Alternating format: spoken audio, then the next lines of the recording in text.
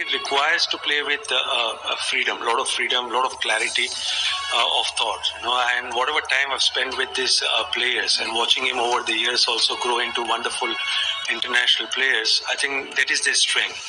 And especially in T20 format, you require to play with that freedom, with that fearless attitude. But at the same time, it's important to assess the condition and the situation and play and fulfill the needs of the team.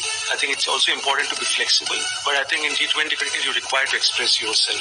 And that's when you will be successful.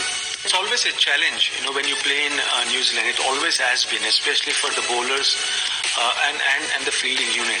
It's not only about the small grounds, but the dimensions of the ground. If you see here in Wellington or in Auckland, it's not it's not a normal cricket ground. So I think the best part of international cricket is you have to adapt to the conditions and to the situation you're playing in. So I'm sure that the bowlers and the fielding unit will adapt to that, and based on the strengths and the weaknesses of the opposition team, you definitely devise a strategy and you require to execute that to perfect.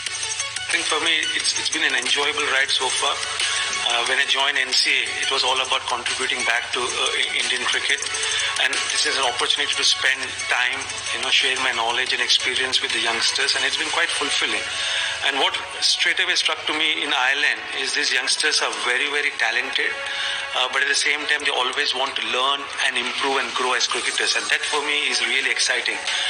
Because we've always told that there's a lot of bench, a lot of quality in Indian cricket, and it's great working with these youngsters. And for me, the thought process and the mindset of these youngsters is something which is really exciting.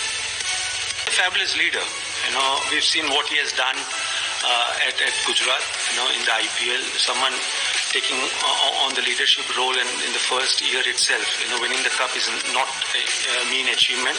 But I've spent time with him from the Ireland series, and he's not only tactically good, he's very calm on the field, and that is something which is very important when you're playing at the highest level, because there will be situations where you will be under pressure, and that's when as a leader you're required to be calm, but also his presence in the dressing room.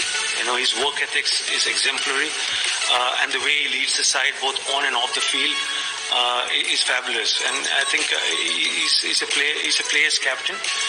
He's very approachable, and all the players go and confide with him, and I think that's something which I really like about Hardik as a captain, and he leads by example both on and off the field.